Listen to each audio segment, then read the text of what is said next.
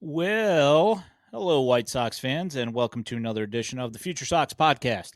My name is Ian Eskridge. Joining me, as always, is Mr. James Fox. How are you, James? I think I'm okay. How's it going? It's been a week, man.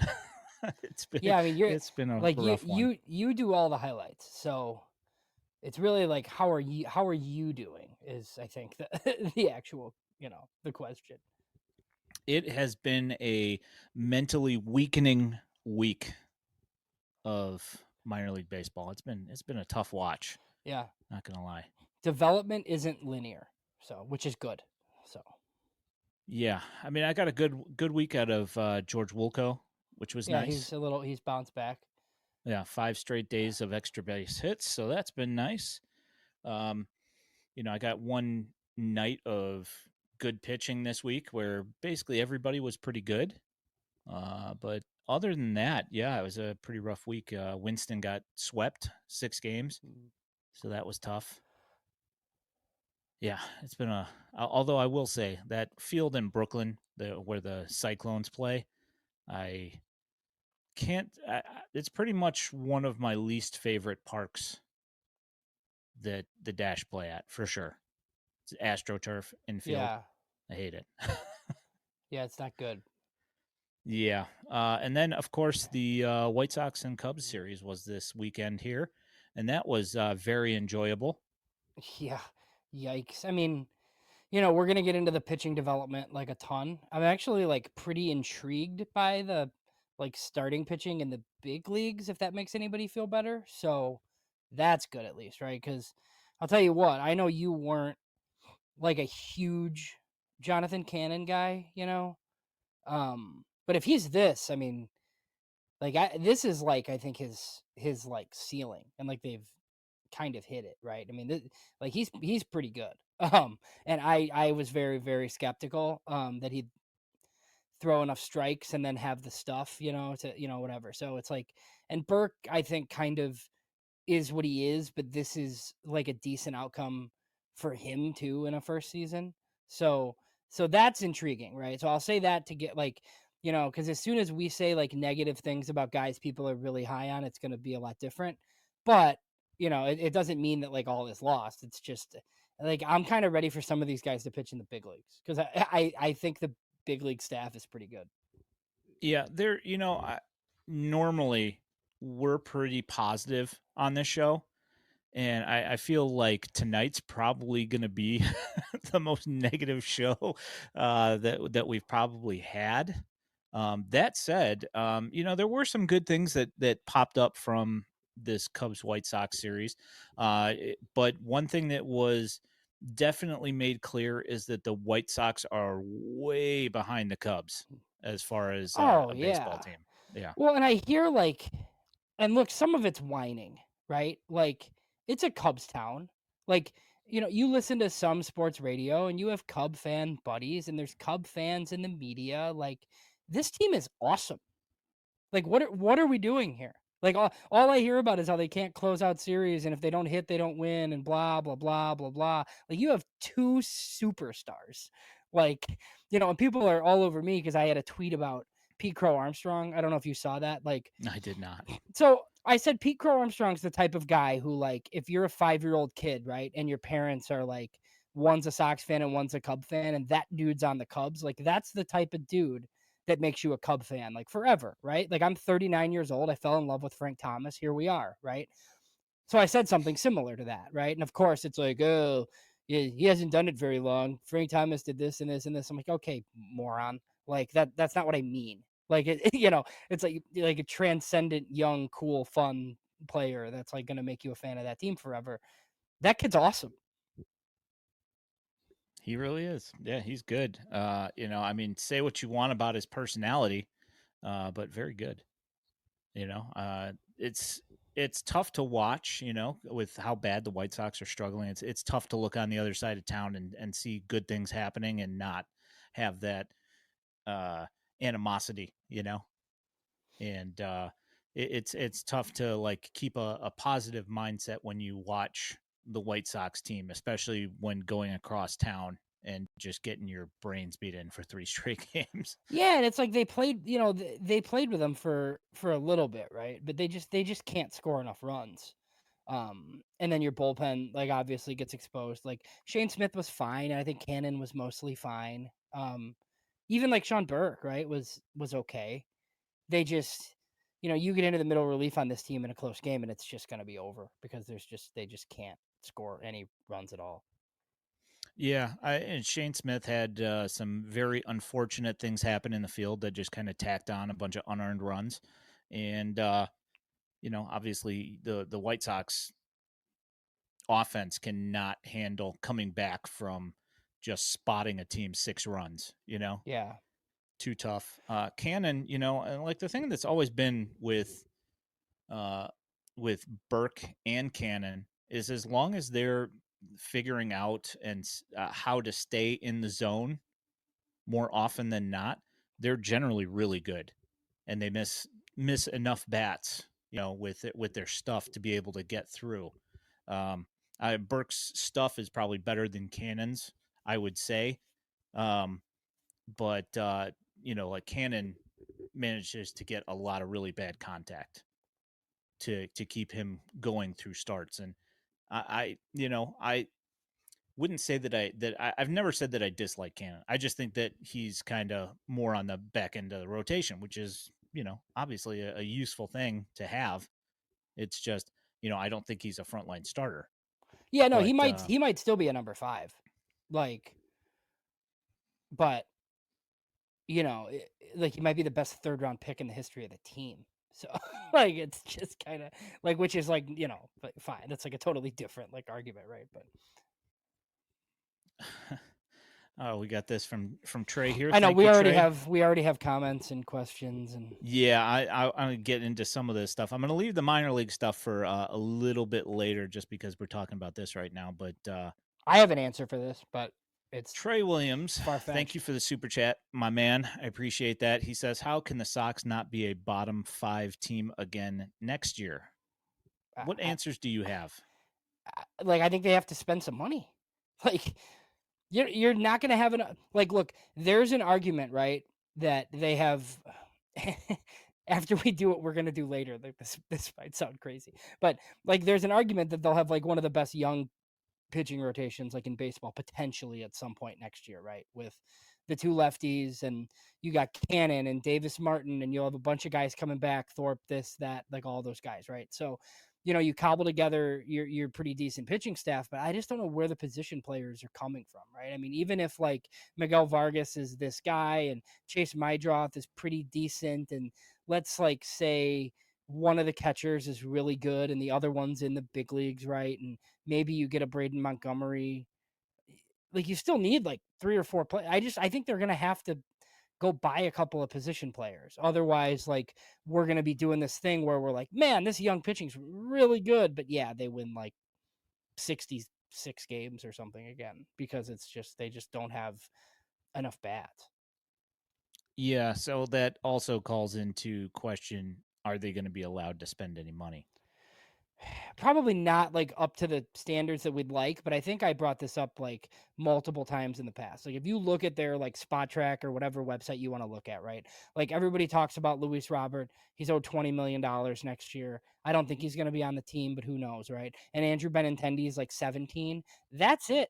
That's the payroll. Everybody else is ARB or pre-ARB.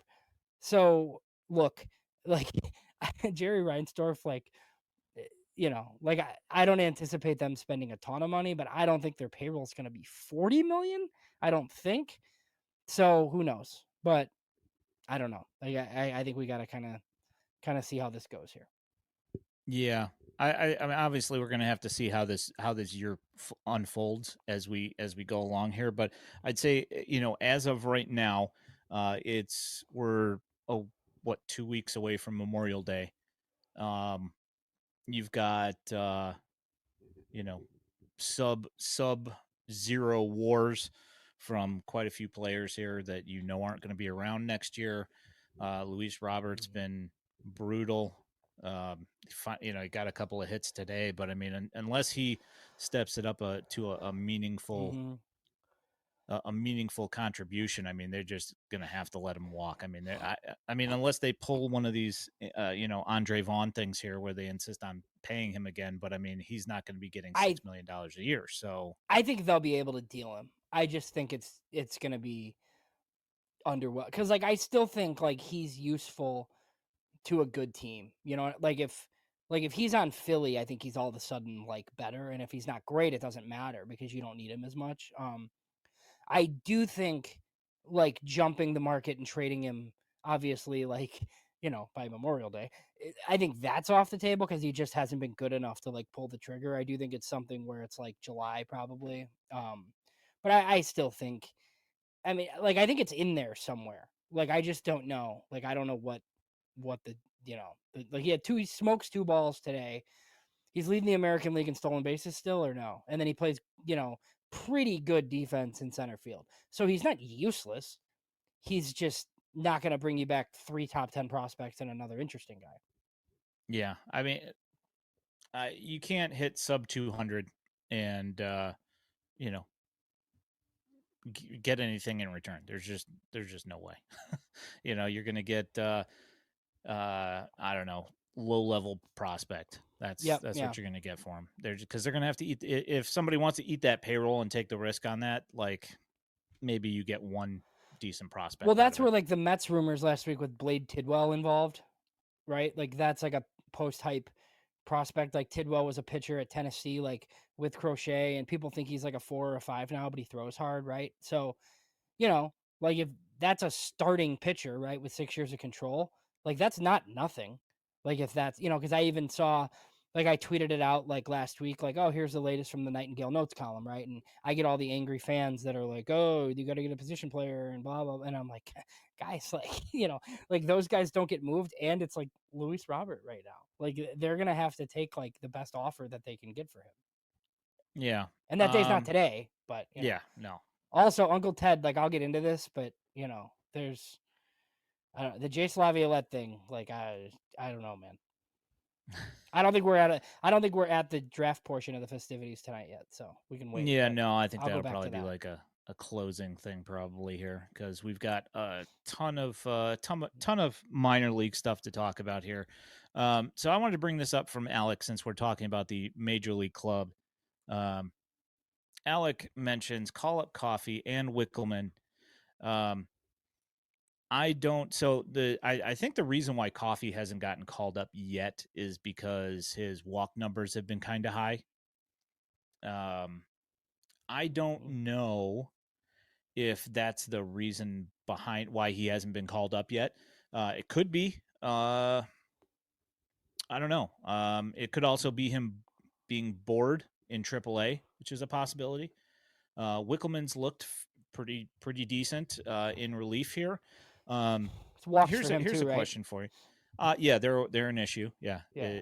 it's definitely a command issue here with Wickelman. But I mean, he's How looked how good much as of late. how But much of that do you think in Charlotte specifically is like trying to not get bombed all the time, you know, or is it just bad? Because some of these guys just have bad command. I mean, like that. That's fine. well, Wickelman's had it in other places, so I don't think it's like anything that's just popped up. I mean, Addison Coffey's had his fair share of walk issues as well. I think that's just like that's how guys end up in relief and not as starters, because the stuff is good, you know. But so I have a question. Peyton Paulette, he could fit into that same group Right. as like we've had this conversation before, especially with Beefloaf, where he says that there's no such thing as a pitching prospect. Either you can get guys out or you can't. Mm-hmm. And Paulette has shown that he can get guys out in Double-A, and he's been pretty dominant. I don't see any reason why he would have to go to Charlotte. Do you see any reason why you would want to send a Peyton Paulette to Charlotte? Really? No. To me, he's one of the next guys up, like in Chicago. Like to me, like I think Paulette should be your closer, like in Chicago in the second. Like we're gonna get into Grant Taylor, right? But the way that some people are talking about Grant Taylor, like just let Peyton Paulette be that guy. Like you want a high prospect or a high pick with like really good stuff that's like in your system that like you want to turn into like a high leverage guy. Like he's literally the closer in Birmingham right now. Like just do that. Like it'll be the cookie we've all been wanting. Like I don't get it. Yeah, I don't get it either. And obviously, yeah, we will get to the Taylor thing here. Do you have? Uh, I just want to finish off the White Sox thing here before we start talking about minor league guys a whole lot. Uh, the Andrew Vaughn drop third strikeout, where he says, "Uh oh," when he sees the ball get by him, and then casually jogs to first base. Yeah, it's like he forgot they were playing on television. It's like he forgot that there was any kind of accountability to actually be a baseball player. Yeah, so I don't really know. Like, I'm really curious to see what happens here because, like, they have a roster crunch coming, like really really soon. Because I feel like Caro is on the team, um, and like talking to some beat writers, they feel like Elko isn't necessarily going to go right back down either. So like you're going to be cutting somebody most likely with guaranteed money or like putting somebody on the injured list or whatever, right? Because you have Slater and Talkman basically ready to come back. Benintendi's going out on rehab. Corey Lee is ready as well. But I think they're just going to option Lee to Charlotte, which is kind of nuts, right? I mean, like, like because he's, like I don't think you or I think he's like the answer at catcher necessarily, but he's like No, definitely a big league backup, like with a bat, like you know what I mean? Like so you would think that like Corey Lee even has trade value. But the two outfielders are like gonna be on the team, right? So one spot's easy. It's Joshua Palacios. Like my good God. Like that's one spot. But how do you find the other? are you But how do you saying that find the other spot? that play in right field yesterday that he played into a ground rule double? You're not impressed So with that?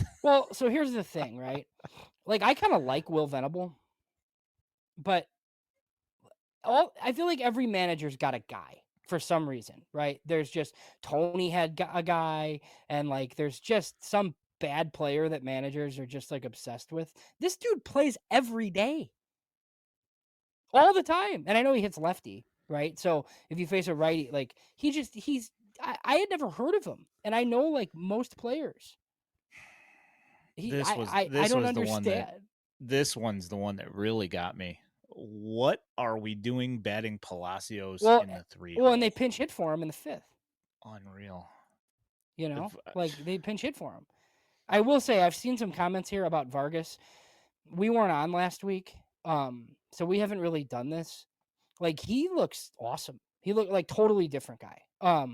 And I will say, like, right, like you're better for this than me. I wasn't watching like Miguel Vargas like play for Oklahoma City, right? Like, but I know how to read like scouting reports, and like this guy wasn't a top 40 prospect in baseball, like because he was like destined to suck, right? Now sometimes guys just never figure it out and they're done.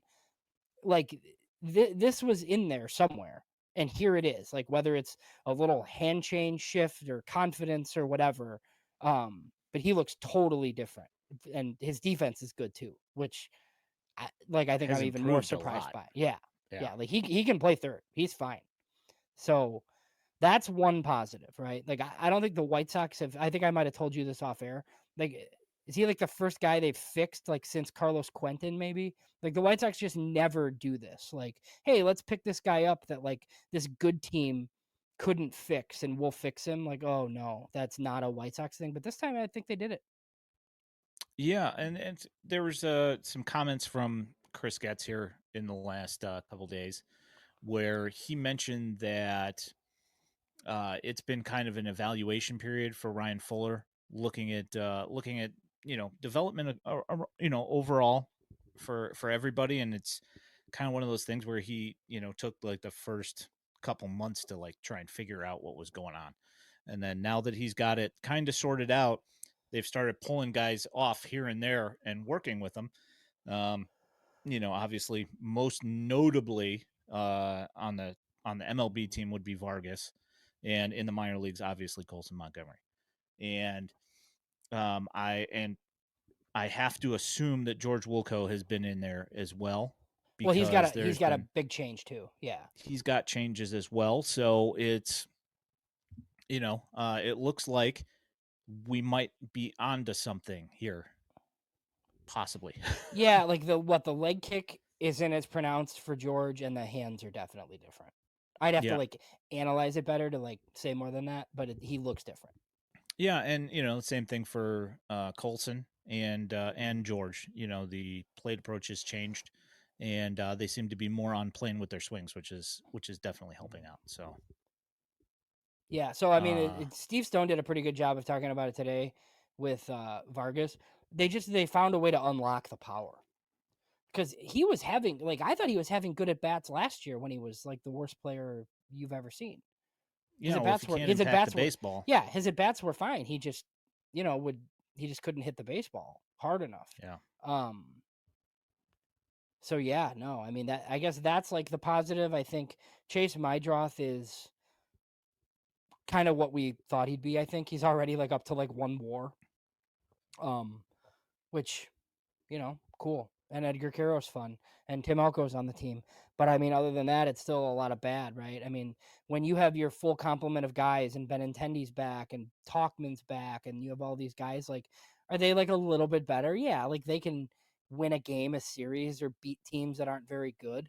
But I mean, when you play a team like the Cubs, like you have no chance. And I think like, some people still it's like, oh, you lost to the Cubs, like, that hurts extra or whatever, Like that's a really good team. I think it's like important to not lose sight of that. go ahead and bring this up from Alec. Thank you for super chat, my guy. Appreciate that. With Vargas looking great, is that the end of Ramos?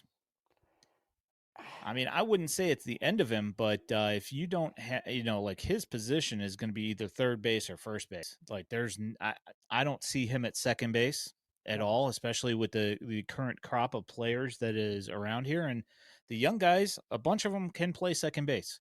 So it seems like, it's either going to be a corner outfield thing or, that's pretty much what, like the only place that he's going to fit in. But, Yeah, I he's mean when you're been, like you're a right corner. I mean like it kind of we talk about it all the time, I feel like, like it is what it is. And like you have to absolutely it's why like I was a little skeptical of Tim Elko, like for a while, because while he was like Timmy Tanks and like, he was fun, like, if you're going to K 25% of the time, not walk, like you have to really hit for power. And his surface level stats like weren't enough homers, right? Now, I think we've kind of learned like once he went to Charlotte, it's like, okay, like he understands the assignment, right? It's like, okay, this is what I need to do. Like his hits will be homers, which is fine. And then he's definitely playable as a first base DH. yeah. Yeah, I think it's going to be a real tough path for him to get past Vargas if if Vargas is doing what he has been doing. If Yeah, I this mean, if he is does this, they have third base. yeah, if this is new Vargas and not just a Vargas on a heater, Yeah, this is their third baseman for probably the foreseeable future, I would I think. I think at some point too, like maybe we reanalyze that trade. maybe, maybe. Not yet. Uh, especially after that Kopech outing the other day, Yeah, where he threw like 2 strikes out of like 25 pitches or something like that. yeah. Like Woof. I think it's a player short still, but they didn't get nothing. Like like Yeesh. Uh, yeah, Vince, I would say that the Vargas development is due to Fuller. yeah. As far as I know, I haven't heard anything to the contrary on that. No, but I mean, even if it's like, I mean, look, the hitting coaches with the big league team are like, think of it as this like top down finally, right? Where Fuller's like the guy in charge. He's like the Brian Bannister, basically, where it's like he's talking to the big league hitting coaches and they figured something out and they made a change and it's worked. I'm curious to see, the next guy. Yep. Your thoughts on this here? Two Frank says Baldwin needs to be sent down, hasn't hit, and needs to learn to play the outfield. Well, so that's one of the things I kind of joked about today is like when he didn't catch that ball, I'm like, oh, White Sox playing infielders in the outfield again, right? Kind But of what it is. But for him to stick, he probably does need to be able to play the outfield, and that's probably unfair to him. I just, I think like it's just a super utility role where he has to be able to be okay out there because they're just going to have enough infielders, I feel like. Yeah, he can't. I mean, he's got to be able to play everywhere if he wants to be that guy. He I does, mean, yeah, because and that's the and role. we both like him, right? Like I'd love to be like, oh, it's an infielder, but like, look, man, like he's got to be okay out there, otherwise there's just not going to be a spot.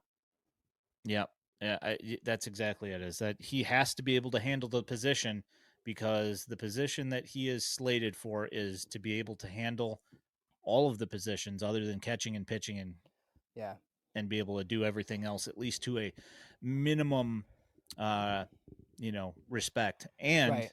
he's also got to hit, and that Yeah. hasn't been So happening so so what much. do you so what do you think about that? I mean, I know like you're reticent because you would just launch Andrew Vaughn. Like that would be your easy roster solution, right? If that's not the roster move, it might be Baldwin. I mean, that makes some sense, I think at least. Like it's twofold, right? It's hey, you're going to go down and work on your defense and like go down to Charlotte and mash for a little bit. We're going to bring these two veteran outfielders back. Um and then we'll see you later on in the year, basically. Because I just don't know. Like, he's like easier to send down than some of these other guys, unless you just get rid of this Vinny Capra guy that we've never seen, right? But I mean, I do think they want that sort of role, like some sort of like defender, infield defender. Which I mean, you're horrible, so who cares? I guess that could be Baldwin. Like, I don't know. Like, is Baldwin better served in Charlotte if you're gonna get two veteran outfielders back and he's not going to play often? I don't know. He's probably like one of the first guys though. it you know so here's a question with Vaughn.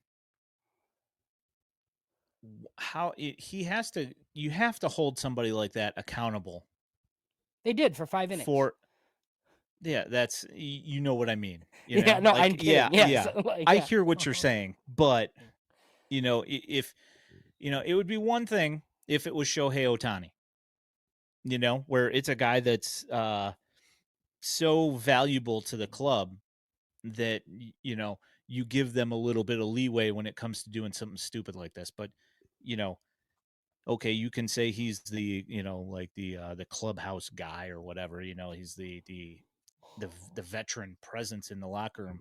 I don't care if he's Yeah. not hitting, doesn't play good defense, and on top of that is one of the worst base runners I've ever seen. And then he does things like that, which is just being lazy. Like, how do you just continue to allow stuff like that to happen without there being some kind of consequences for it, Yeah, and I mean he has minor league options. And like I don't necessarily think like you should go to Charlotte as a punishment. But he's not helping you. And there's a move to make, I they can't be like holding out for like one hot streak and think they're going to get like an A-baller for him. Like why would anybody trade for him? Yeah, no. Like I'm not saying that sending him to Charlotte would be a punishment, but I would call it an evaluation, not a punishment. He has been garbage. well, So I'd you're like to going to see Charlotte because you're terrible. I'd like to see if he could hit there. Like I'd legit be interested. Like can he even hit there? I think he had like a 1200 OPS there and like 6 at bats or something. Yeah, well, that's I think that's what I think he had like 2 games of rehab or something like that last year or something. So after he did a couple of bench presses and arm curls and then yeah, I did. whatever. See that never happened because it's Tyler Osick. So that whole thing obviously was, it can't be real because he's a disgraced ex White Sox player. So clearly that can't be true. Yeah. Judging by literally everything I've ever seen from the guy, there's no way that Andrew Vaughn could actually be like that, right? Just saying. Yeah, I mean they're definitely not ready to cut bait, for whatever reason. There was before we get into what we're gonna do. So baseball tossed asked me a question on Adrian Hauser. So here's what I got Mm-hmm. for you. Um, Somebody reached out to me and basically told me that they knew Adrian Hauser and he was signing with the Sox. I followed up with somebody who I would typically follow up with for this sort of thing, and I got like kind of a weird, like cryptic answer. So like basically they're signing Adrian Hauser, I would imagine within the next like 48 hours at some point. So my thought would be, and I don't know this, is he probably takes the Bryce Wilson rotation spot, and then Wilson goes into the back end of the bullpen, I guess. And obviously, like, you'll have to send somebody else down or whatever. But yeah, I think that similarly to who they just get, Miguel Guzman. Hauser was pitching in AAA with Texas, and I think he had an opt out. So now he's clear, and he's had some success in the past. Not a strikeout guy; he's a ground ball guy. He's got some history with Walker McKinnon, so we'll see. Just another guy to add to the pile and get starts for the bad White Sox big league team. Yeah, it's the White Sox claim Guzman, and I don't know. So real quick on that too, because I've seen some, like, I've been the guy in the past that's Miguel criticized. Castro, that's what it Yes, is. that's Miguel Castro. criticized the White Sox in the past for not spending all of their bonus pool in the international market. So I think I'm actually okay with it this time. Now you can quibble with like the player that they traded for, right? Like, do you need Miguel Castro? Maybe not. Trading 500K in space right now, though, after like who's the David Keller signed 25 players. There's probably not anybody for him to sign. And it's not one of these things where it's like, normally I would criticize them for not planning, right? Like, how did you not have your whole pool signed? But with him taking over when he did, it's basically Marco Patty's pool. And then he signed 7 or 8 guys, and then they just have money laying around. So I don't really care that much this time. Now, next year and the year after and the year after that, when David Keller's like fully in charge, if they don't spend their whole bonus pool, like, yeah, I'm going to kill them for it. But, this time, like in transition, like it's really not that big a deal. You got a big league reliever for nothing, basically, because you're just like giving Houston the opportunity to spend 500K of their own money. Yeah, and I mean, I don't know. Of course, he came in today and gave up a run, so that was He's been good in the past, though, and he was pretty good at AAA with Houston. yeah. I think he's got. Let me see what I was looking at it earlier today or yesterday, and now I don't see it. His whip and his ERA have been halfway decent, at least at certain points. Not so far this year. Yeah. But like he's had, in 2023 he had a 1.18 whip. So across 64 innings. So I mean, he's shown that at some point he has been useful, and that was with the Diamondbacks. So right, yeah. I think Barfield was there with him 1 year, maybe. Yeah, his ERA was not good, but hey, yeah, at least he looks like he could, eat some innings on the major league team. yeah. So Uncle Ted, like, there's no chance. Like, what? Like, why would anyone do that? Like, so Uncle Ted in our comment section is suggesting Creed Williams and Dylan Beavers for Andrew Vaughn. Like me and Ian would drive him there. Like, you could DFA Andrew Vaughn tonight, and he would clear waivers. absolutely. Nobody would even pick up the contract. That's how bad he's been. You're No not shot. getting anything for Andrew Vaughn. Nothing. One last MLB thing here.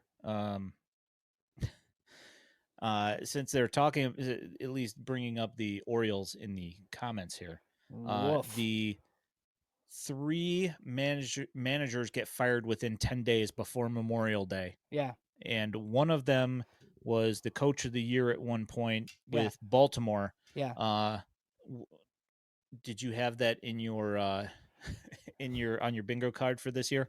Well, no. I mean, now, yeah, when they're 15 and 28, I mean, it's an easy scapegoat. I mean, I don't think he turned into like a moron all of a sudden. It's just one of those things, right? They fired the wrong guy, but nobody fires their general manager in May, especially not before a draft. So, Mike Elias is safe for now. Look, we weren't just bitter White Sox fans mad that they wouldn't trade their prospects to us.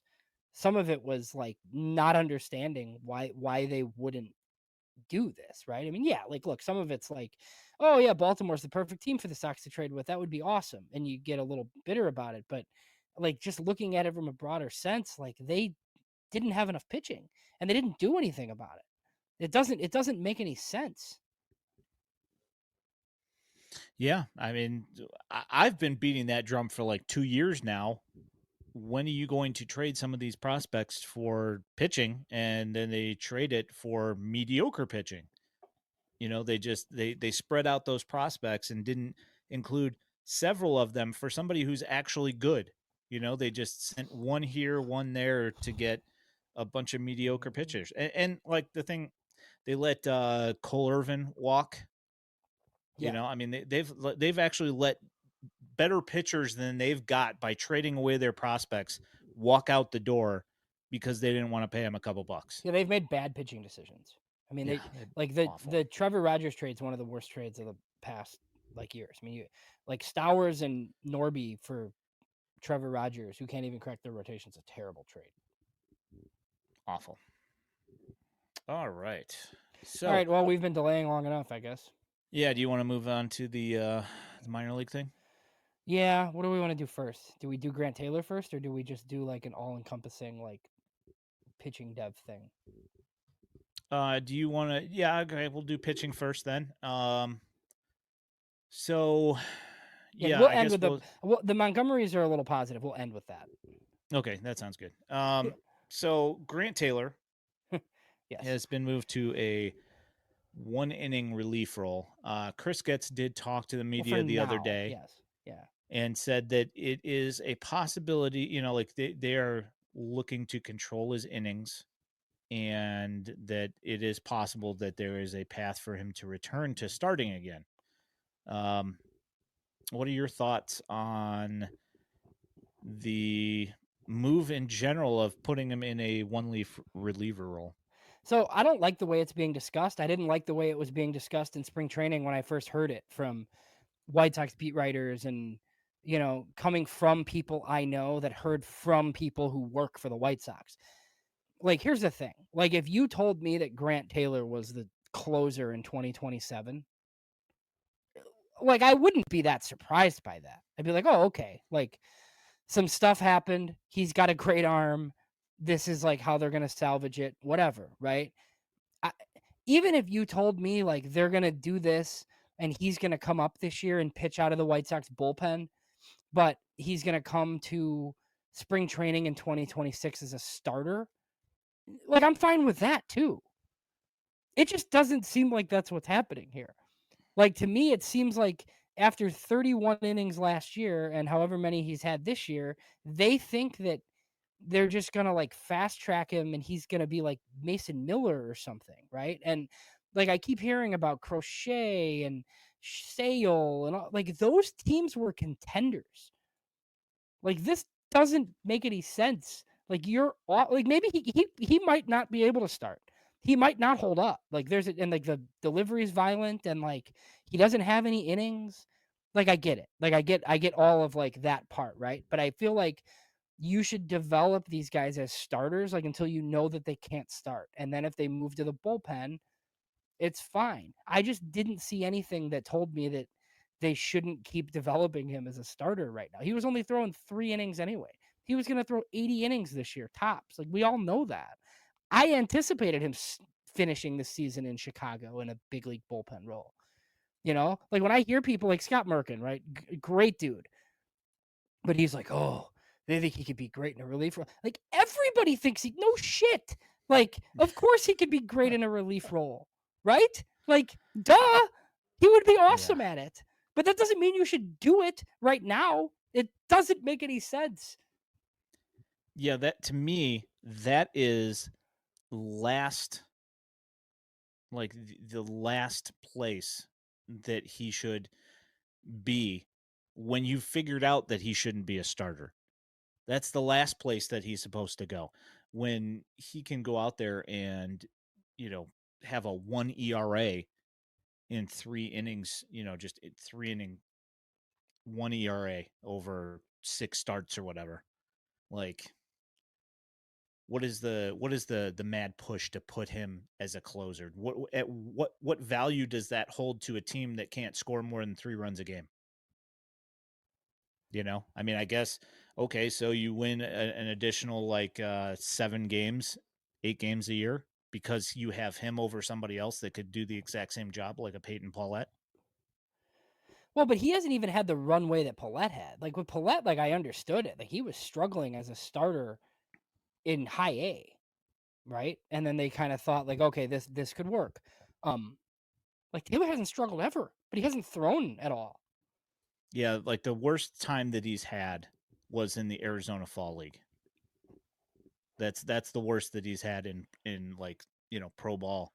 And he had a 9.5 ERA, but he only pitched 7 2/3 innings in Glendale. But between that and the tricky league, which I don't, Yeah, all the no. stuff I saw of him, he looked like he was just dealing I mean, everybody even you bad made the hands. comment last week, like he's throwing 3 innings, he's throwing like 33 pitches because he's killing everybody. Yep. Like, oh I no, mean, I think he's got to go to 1 inning rolls. Like what are we doing? yeah, I mean, like you could send him to wherever you want to send him, and he'll throw just as many pitches as he is starting. Like you could send him to Arizona and have him working, just have him working with a trainer, and he would throw 37 pitches or whatever it is that he's dispatching with at least 9 batters. It doesn't make a Yeah, whole because lot of sense he's to me. so it's more walks than you want, right? But like nobody hits him. Yeah, I don't get it. Yeah, it doesn't. It really. So that like so some of this other stuff that we're gonna talk about wouldn't bother me as much, like if this Taylor stuff didn't come out like this, because it's like the first time where I'm really starting to question. And look, people like might think I'm an idiot for that because people just think Chris Getz and these guys are stupid just because they have to be stupid, right? Like I like to wait and see before I make those. Like this is like one of the first things where like I really question like what they're doing, like if they do, because even like when we go to rank, right? Like where do you even rank him if he's a 1 inning reliever? Like this, like it. And look, it's like not about us, right? Like, but I could make the argument that if they don't think he should start, they should trade him somewhere that thinks he can, because you could get something for him. Like trade him for a position player then if you don't think he can start. Yeah, because somebody else will be willing to give him that run as a starter, and then he's going to be a starter and then be front of the rotation guy. Like almost, I mean, Yeah, I mean, look, unless there's something that's not being disclosed right now that there's something that we don't know about. Like when a guy's going out and doing 3 innings in 40 pitches or less multiple times and outclassing these guys literally almost every single time, there's when a guy's warming up in the bullpen, he throws more than that, getting ready to go into a game. So you're telling me that if you're worried about his innings that much that you need to move him to 1 inning so he only throws 15 pitches instead of 30, then is there something medically wrong with you know with him that you can't have him throw 30 pitches instead of 15? I just don't, because if he has 1 inning where it's bad and he goes to 32 pitches, that's almost what he's been throwing in 3 innings. yeah. You know what I'm saying? Well, Like, and what's it like?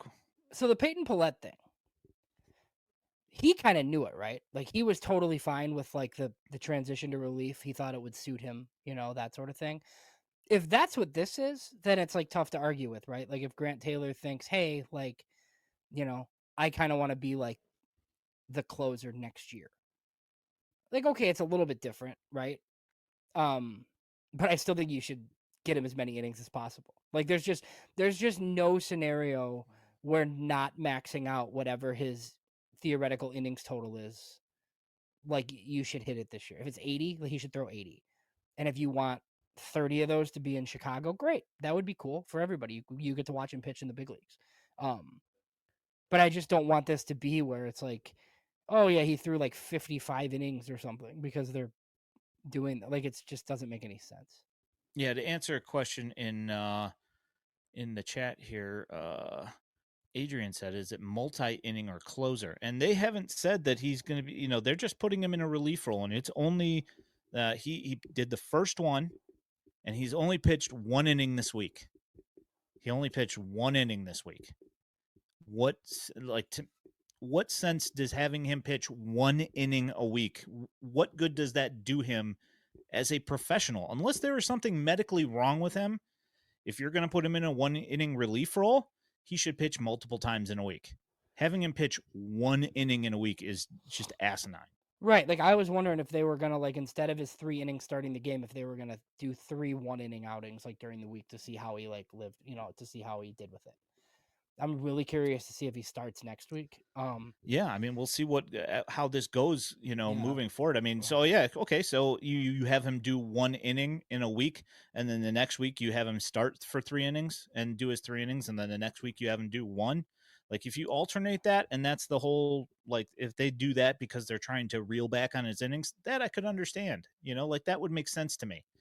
I still don't understand why you would want to limit his innings by that much because I mean at most he's gonna at most pitching 3 innings a game through an entire season. If he's on a 5-man rotation, he's gonna start 32 times.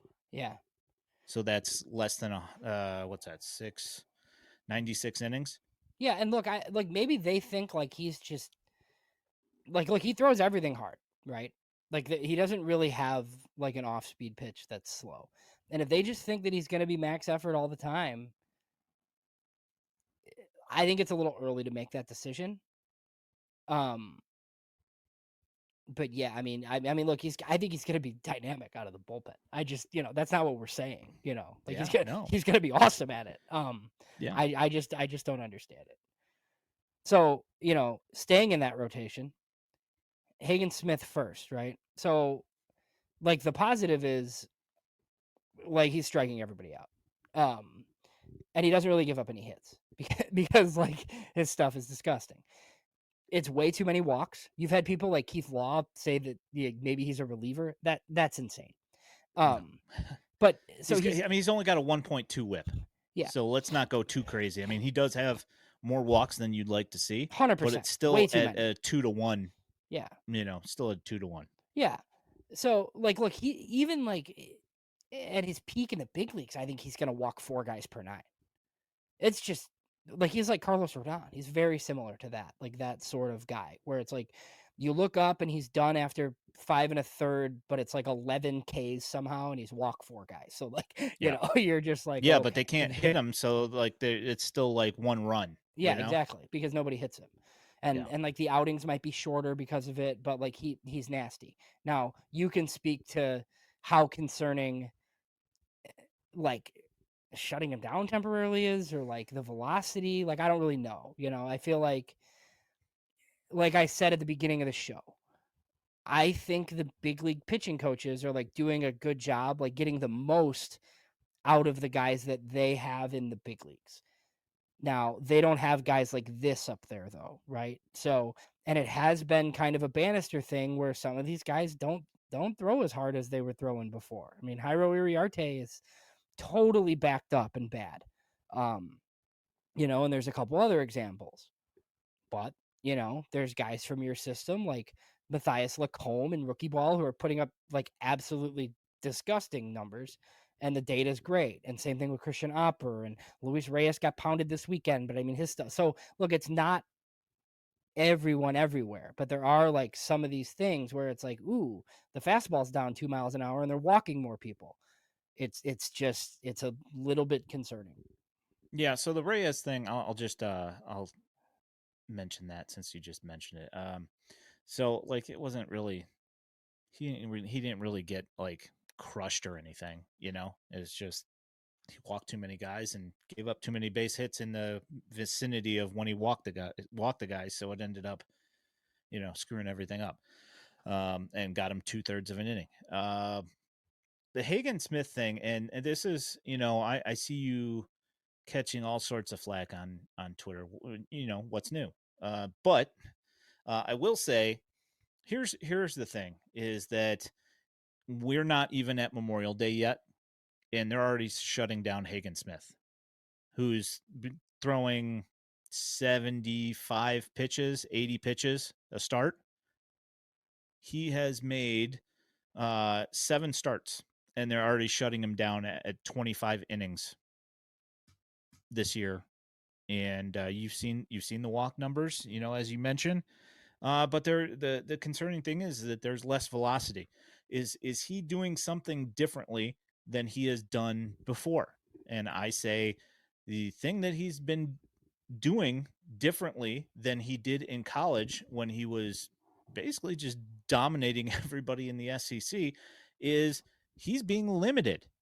He's not pitching as much as he did before.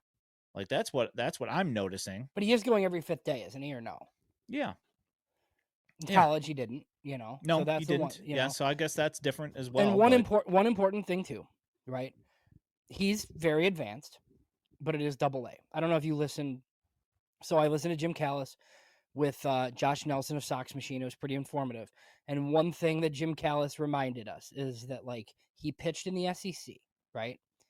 But the SEC is like the Florida Coast League, or the old New York Penn League, or it's not double A.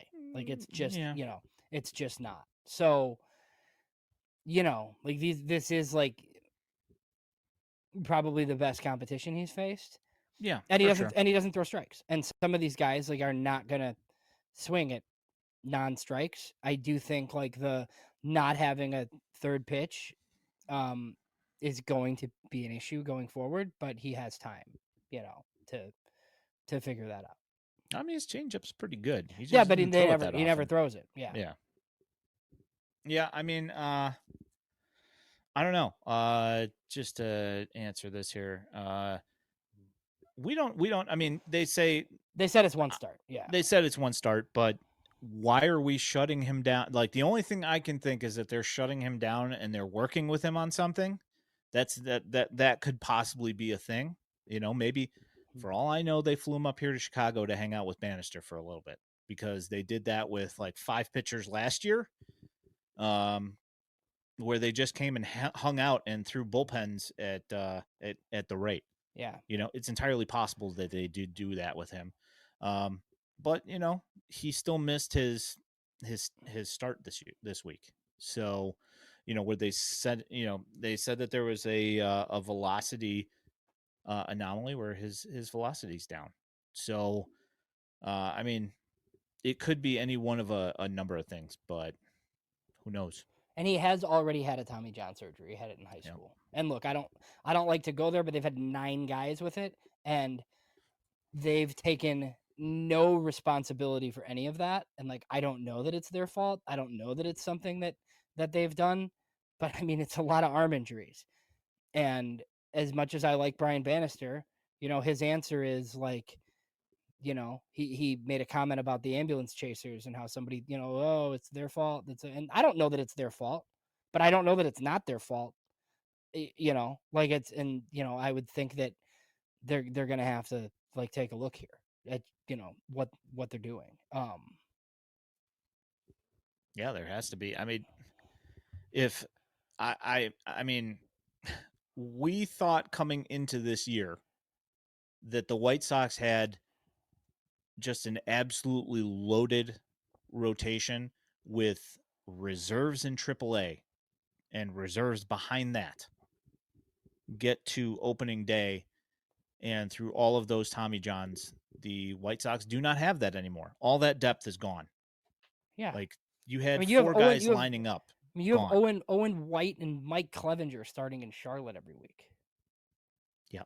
I mean, yeah, it's not great. I All right, mean, Noah Schultz. you're even talking about guys who have started before that you're Yeah, talking about. I mean, they've got guys starting in Double A right now that haven't started a game since 2019. right. I mean, and Jake Palish, you know, God bless him. His first start was 5 innings of perfect pitching, and then his second one was 5 innings of 2 hit ball shutout. Great for that. But I mean, we've got guys starting on these teams that haven't started in ages. Yeah, Jordan Michael started the game yesterday on Saturday for the Barons. Like, hasn't started a game in ages. So I mean, it's something to wonder about. If this continues to be a thing. Like we're gonna have to start wondering if there's something. you've had situations in places before where you've got multiple hitting coaches because you've got one guy that just doesn't work with somebody else very well as far as like how they want to hit, right? If there's something where it's causing like medical issues for like pronators instead of supinators, if Bannister's better with one of those guys than the other and it's causing issues, I'm not, I don't know that that's the case. I'm just simply stating that if that becomes something that they are thinking is a thing, that something's got to change at some point because you can't keep on watching uh, your entire reserves just go, you know? Yeah, So and yes, Noah Bannister always Schultz. and Bannister always talks about they're searching for like maximum performance, and with that comes some of this, right? Which, you know, pitchers Oh, I'm just break. gonna I do think most of these guys are going to be back. It's just this is a rough season. Yeah. To answer your question, Adrian, he just threw 72 pitches yesterday. So I'd say he's not too far off. Now, Talking about what Jesse that Schultens, means, yes. yes, speaking on Jesse Schultens for podcast people, what is the timeline on Jesse Schultens? He threw 70 something pitches yesterday. So I'd say he's not that far off. The strikeout numbers aren't as good as they were in his previous instance in Charlotte before injury. So I'd say that he's got a little bit to go, but his curveball looks really nice, and the velocity's there as Yeah. well. So And it's just gonna take a little bit of time. I'd have to look at when his 60 days is up too, because I think they have a decision on him. They can't keep him down, I don't think. Right. Yep. Well, I mean, they didn't put him on the 60-day IL, did they? Yeah, they did. Oh, they did. Yeah. Okay. Couldn't remember if they did that or not. Mhm. Was thinking Yeah, about that the other day. that was like one of the first moves. Gotcha. Which pays him like a big leaguer, which is cool. Yeah. But do they like need him when it's time for him to come off? I don't think they can option him. I don't think he has options. Yeah. All right. So, Noah Schultz. Let's move on to that. There was a feature in Baseball America this past week that mentioned that his velocity is down, his walk rate is up, and contact's been up as well.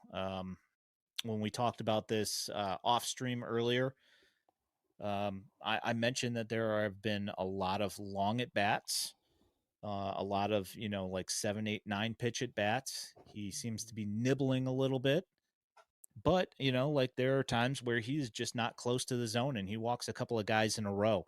It happened today. He got knocked out after 3 1/3 innings today, gave up 5 runs, walked 4, and struck out 6. Um, there are times where he still looks very dominant, but there seems to be something that's just kind of a little bit off. And the thing about him is that last year when he pitched in Double A, it did not look like this.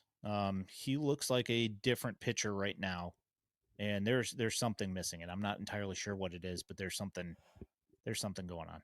Yeah, and I just wonder how much of it is starting more than he's ever started before, right? I mean, if that's why you're throwing not as hard, like I think that part makes sense. The He's command, thrown 95. yeah. It's not like So, he's yeah, so the command issues, I mean, he's just like not throwing enough strikes and he's not putting guys away. So then, the White Sox can say all they want, like, oh yeah, we're gonna throw a 5 star, he's gonna throw 5 inning starts. Well, I mean, sometimes he's only going 3 1/3 because he can't get to 5 innings. yeah 3 1/3, 4 innings. I mean, there's been a bunch of short starts this year. I'm bringing that up right now. We got 4 innings, 5 innings, 3.2, 5, 6, 4, 5, 3 1/3. Yeah. So I mean, and like he's hitting his pitch counts early. He's hitting inning pitch counts. Sometimes that's not. It might not be an overall pitch count. But he'll have like 30 pitch innings, and then they pull him. So just it's the thing. He's got to get ahead in counts more, which he hasn't been doing as much. And when he does get ahead, just too many waste pitches. He's got to start living in the zone a little bit more. No, he is not. He has not had Tommy John surgery. Yeah. No. Nope. Um Alec also asked about Antonacci. I know we're doing pitching. He's hurt, right? Like, I don't know how bad it is. I thought he like hit a ball off of his foot or something and hasn't played Yeah, it was since, like a something like bone that. bruise, I think. Yeah. So he's out Yeah, for a little bit. yeah. I haven't heard anything bad, so I'm just assuming that he's, that's like my kids had bone bruises like that before, and it's just kind of one of those things that it heals at the rate that it wants to heal at. As long as the X-rays come back negative and they don't say that he's got a broken bone, it could take anywhere from a couple of days to a couple of weeks until it feels right. Yeah. And unfortunately, like on the feet, yeah, Ooh. put all your weight on it, and if you're planting on a foot that's bruised and it feels uncomfortable, it's just gonna feel uncomfortable, and you're just gonna have to wait for it to go. We'll see what happens. Yep. So yeah, I mean, look, everything's that look, I'm still happy that like the White Sox went out of the organization and like hired a Brian Bannister, right? Me too. Me too. But like everything's not great right now.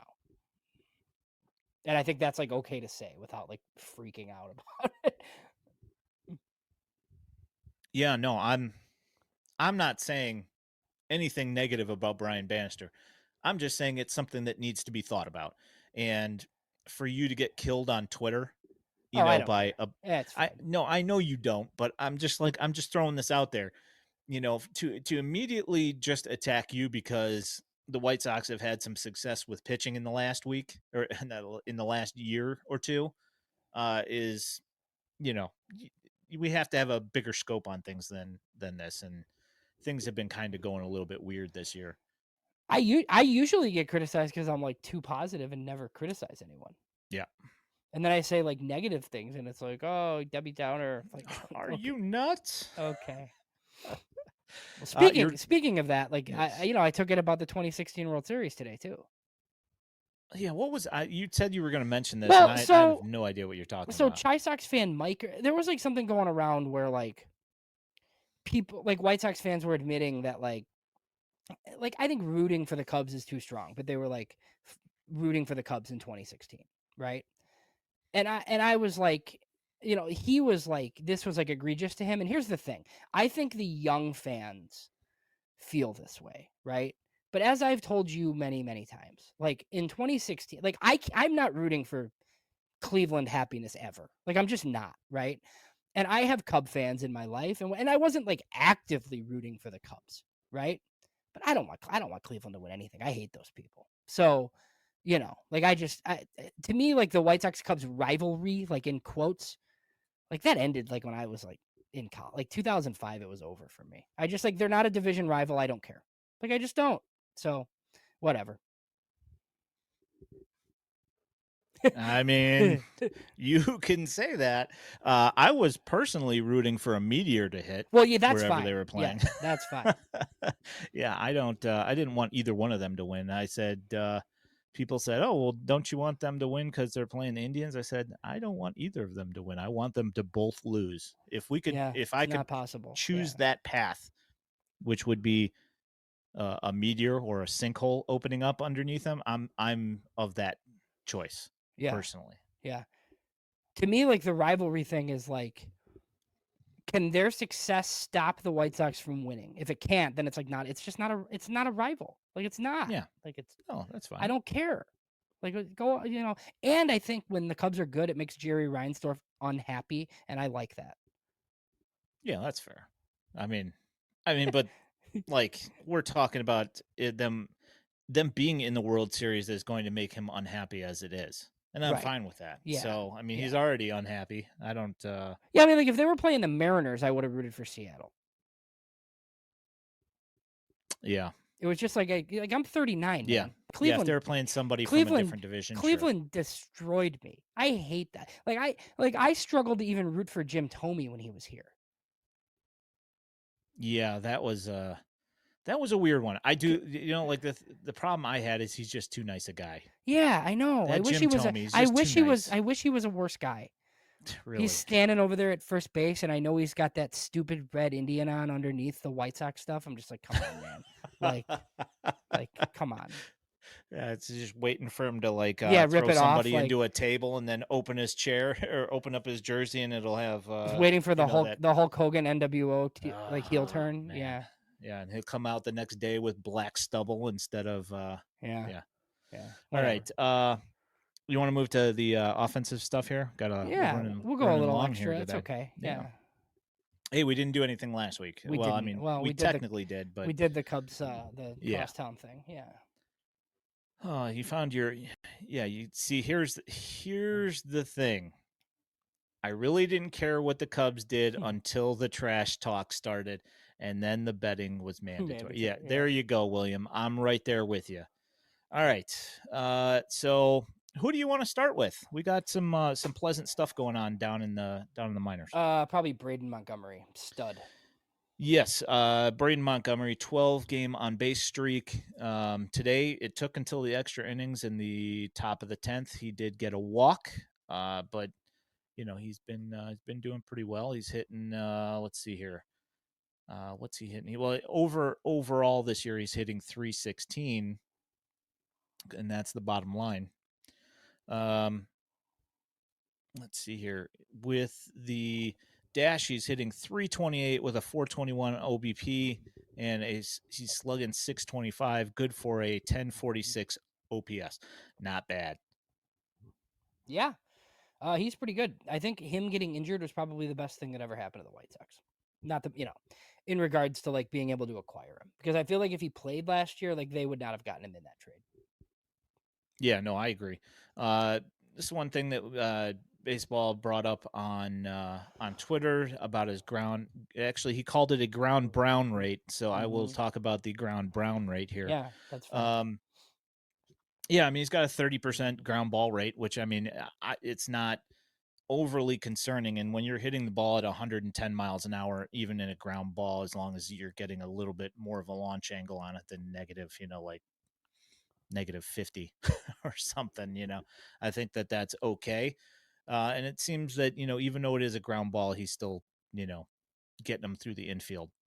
So, I'm not worried about the ground ball rate. I think like if we're still talking about this in July, that he's still hitting ground balls a lot, then I guess we'll worry about it. But I mean, like, I can't really be that worried about it because he's got 7 home runs, Yeah, I think he knows how to 4 of them. launch.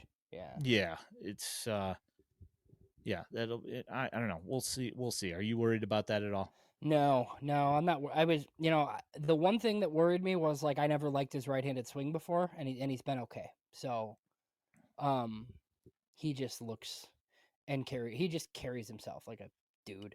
Um, Well, here's the and we'll thing see. too, is when you look at his splits versus left-handers. So when he's hitting right-handed, he's hitting 380. He's only hitting 300 against righties. Now, granted, obviously the plate appearances are going to be more against right-handed pitchers than left-handed pitchers, but he is murdering left-handed pitching. So that right-handed swing's working out okay for him. Yeah, no, he's been good. I'm curious to see how long he's in Winston-Salem. See Yep. how quickly they want to push. Yep. So do you want to move to the other Montgomery brother? Yeah, so Colson Montgomery. Some signs of life. We're not, we're not like all the way back or anything, but I think the respite made sense, and I think he looks a little bit different at least, so that's good. Yeah, so I don't know. So here's one thing. Immediately P. Knowles made a tweet um about Colson's hand position in the first game Yeah, that I he saw came that. back. And I've noticed that in following games, I don't feel that that's been as prevalent as it was that one particular, from like a couple of screenshots that I saw. But as Uncle Ted mentions here, there has been a little bit of shortening of swing. His bat path has been a little bit better. His plane has been better, and I also feel like his approach has been better. He's been keeping closed longer, and he's been going to center, and left a lot more than he was before. So I think that those things are just recipes, and the power hasn't shown up really yet. I mean, he's hit a couple of doubles, but they've been pull side. for the most part. He's hitting balls Don't get me wrong, hard, but and he's he's hitting the ball not, hard. and Right. he's not striking out anymore. I mean, Yep. he is, but it's like 1 a game, and instead of 4 a game. Yep. Yeah. Yep. So I mean, and you can look at his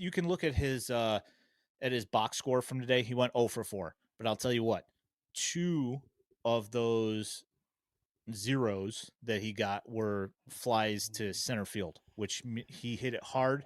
One of them was like 397 feet, and you needed 400 to get out. So, he's making moves here. I think he's gonna start bouncing back here. And yeah, I think so too. same thing with George Wilco. Like one of the things that I was just harping on was approach and bat plane. And both of those guys seem to have fixed those issues. And George Wilco hit a home run 3 days in a row. Yeah. It does seem like they were waiting for some biomechanical data. Like I know that Fuller like talks about that guy a lot. The guy who I forgot, I don't even know his name. But they're biomechanist. They use it a lot. They like talk about force plates and it's like modern hitting and all this stuff. And they're looking at data and switching. I mean, I could totally see Fuller not wanting to like jump right into things, right? And giving these guys some runway to like fail a little bit, essentially. So, one guy that hasn't obviously, Caleb Bonnemer, I think what he's doing is pretty impressive. Like as a teenager in low A, low A is not what it used to be. He was too good for the complex, obviously. Um, I've seen some comments about like when is he going to Winston? Um, like I would leave him in Kannapolis. There's no hurry. He's already on a top 100 list. He's on Baseball America's at 93. He'll probably be on other ones if he continues this. He looks like he looked when he was a junior in high school and on the summer showcase circuit, more so than when he was a senior. He was on the White Sox area code team. I think it was good scouting. I think they know the kid. They trust the makeup, and you know, um, paid him $3 million with a pick in the 40s. It's like a top 25 pick basically, and he's playing like it. Yeah, you take those. You take those wins when you can get them, regardless of what Keith Law says. About swing changes and whatever, and whether the White Sox are the ones to be able to do that or not.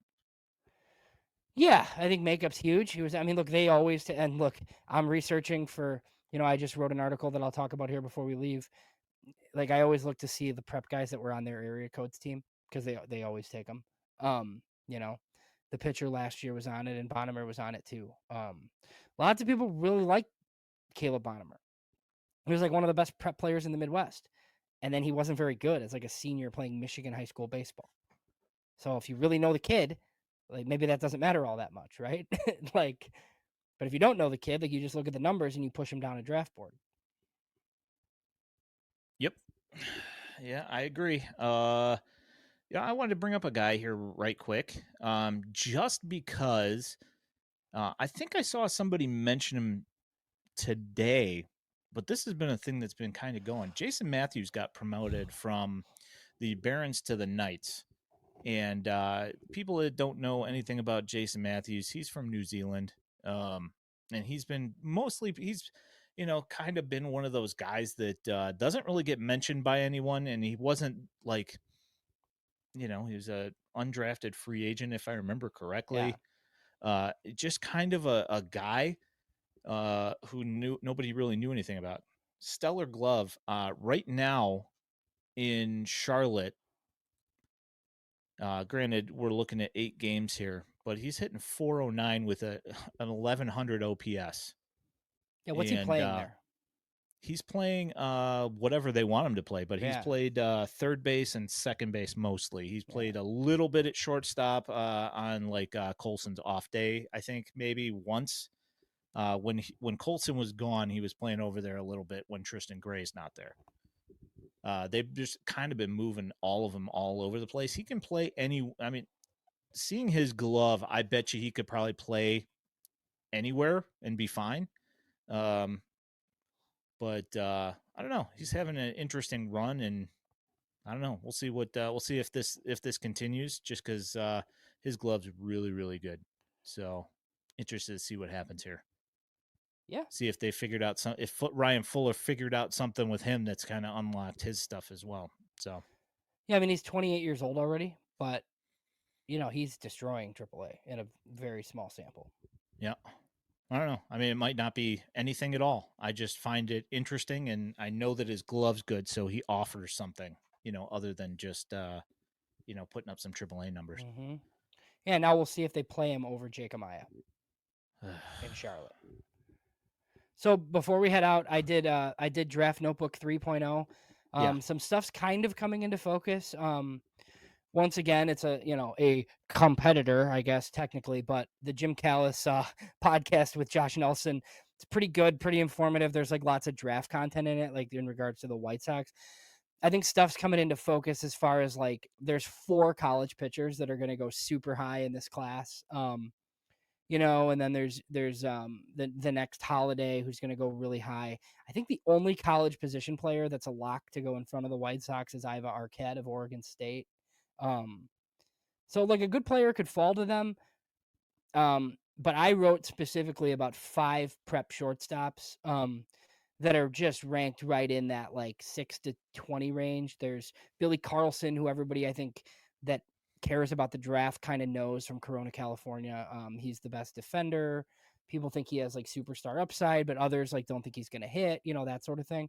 And then there's 4 others, right? There's a guy from Texas, there's one from Alabama, one from Mississippi, and one from Georgia.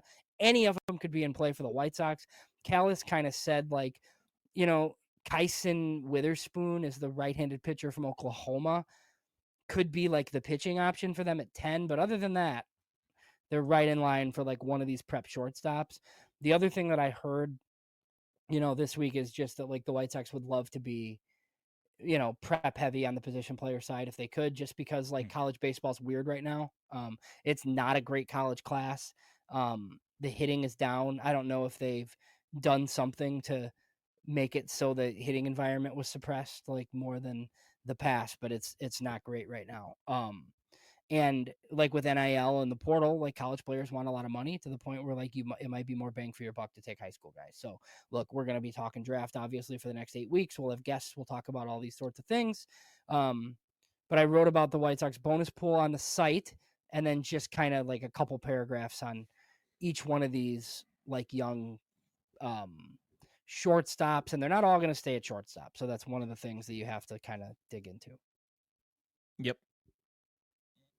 Looking forward to draft season coming up here. Should be a fun time. Go ahead and bring this up. This is a solid question. My favorite minor league logo. That's pretty tough. I have to say, I've got a lot.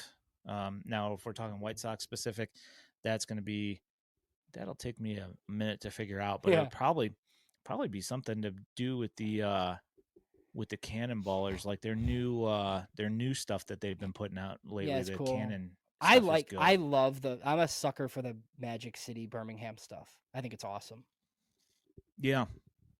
I mean, like obviously the dash, this hat is phenomenal. And they always come out with a lot of good stuff. Like Brian and his crew over there do just a real solid job with these rebrands.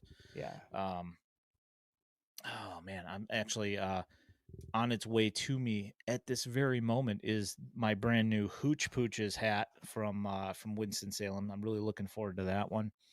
Yeah, I don't know. I'd say outside of the White Sox, I really like the Trash Pandas a lot.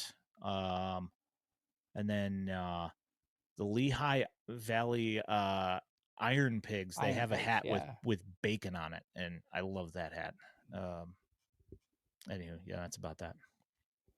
Oh boy. Oh yeah, and then Carrie brings up the Ajolotes de Canapolis, which is like those axolotl things. Mm-hmm. They just came out with that, and the uniforms are fun. Lots of bright colors. Is that kid? Yes. Cannonballers are cool. Yeah. Yeah. This one. Eesh. Yes, that kid yes, who's at on Florida State is he's murdering baseballs. He's a stud. Yeah. I was so sad when he did. I was so hoping that they pulled a George Wilco with that one and got him to sign, but unfortunately that is a negative. So here's the thing. I have to address Uncle Ted like before we get out of here, like right now. So like look, like a couple of weeks ago, like I was fully on board the Laviolette train, and like, look, they might take him because Mike Shirley, the scouting director, has a really good relationship with Texas A&M's coach Michael Early. He'll know Jace Laviolette really well.